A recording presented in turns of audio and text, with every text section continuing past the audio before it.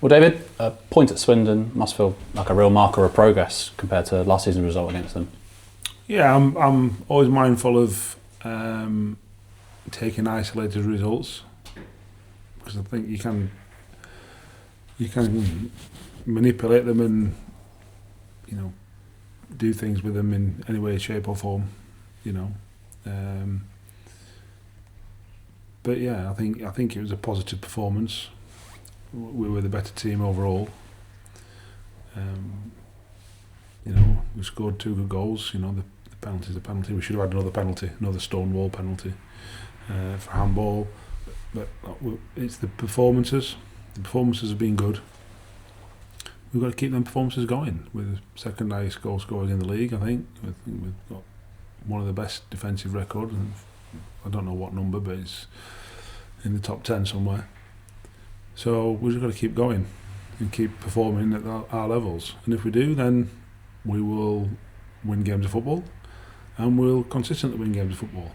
So the progress for me isn't just one game, whether it be Swindon away or whatever you want to throw in there. It's the manner of the performances, because we're ticking along nicely without pulling up any trees, and we've got to now make sure the results reflect the performances, and that's the sort of challenge, really. I'm sure elements of the performance we can work on as well. I mean, obviously, I know you mentioned the nature of the goals we conceded. There was some things we can work on in training, and I'm sure we will. Listen, we could have kept a clean sheet. We need to work on things. Always. I'm never, ever going to be satisfied at where we're at. Always wanting more. Always want to progress. I think we have. I've been here literally 2 years to the day, and I think we've improved as a football team. I think we've improved as a football club as well.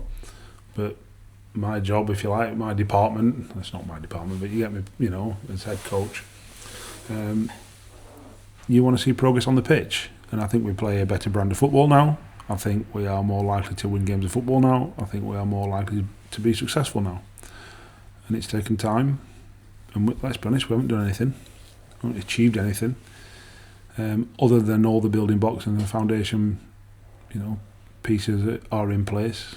The game model is now established, and now we've got to make that as best it can be, and continue to improve and refine and adapt. It's not a set in stone thing. It's a continual, organic way of playing, and if we do that, then we'll continue to improve and continue to progress. Fans would have noticed George McEachran picked up his 5th booking, so suspended for tomorrow's game. I'm sure from your perspective that gives ample opportunity for other players to step in and impress you in that role.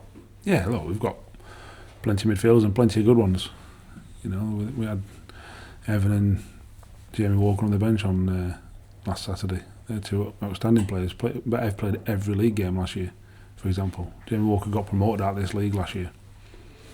We're not worried about replacing one player like George. So yeah, an opportunity. Gazzatori being one of those players as well, you brought him into the team to play alongside George on Saturday, and I think since coming back from that international break, scoring against Croatia, he's looking sort of a player filled with confidence, and that's it's testament to his hard work he's put in over the last 11 months. Yeah, I think it started before then, but yeah, I think it helped him having an English pre-season.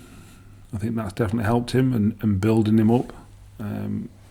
Last season, getting him used to the whole environment, the culture, the standard of football. I know he's now becoming an integral part of his national team, and he's showing that, and he's improving that in that aspect. So he's going along fine. He was good last week, and we hope he'll be good for a long time to come. He's a good player. We wouldn't have brought him to the football club if we didn't think he was a good player. He's now going to become a mainstay of the team, and he's made a good fist of it, So that's the continued plan for him. Whether he does or not, how much he improves in training, how well he does in the games, but he's making a good fist of it. And in terms of personnel that are on the way back from injury, Doug, Seb, Sam with a small injury, and Jaden as well. Whereabouts are they in their progress? And I'm sure there could be a massive boost when we do eventually get them back. Yeah, the first thing is Neil's back with us. We didn't see Neil at any point last week. He was ill all week, and he's had that illness more than 3 or 4 others that had it the week before and some early on last week. But it knocked him for 6. So we were delighted to see him walk in the door Monday morning. So we're nursing him back to sort of full strength, if you like, full capacity. And then the others are all ticking along nicely. There's some are back out on the grass, some are still sort of on the grass but non-contact, trying to protect him but trying to give them as much as we can to get them up to speed as quick as we can before they can accept contact.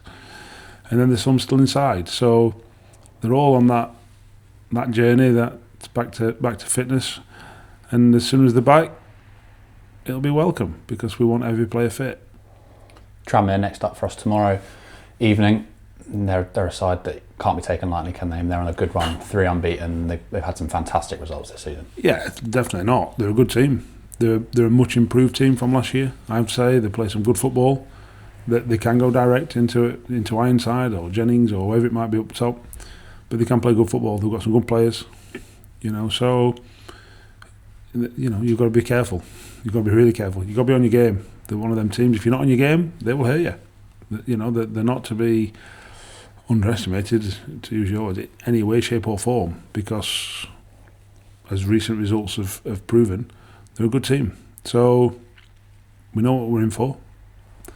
But then, as I always say, we've got to concentrate on ourselves. If we play well, we will give anyone a game in this league, a real tough game.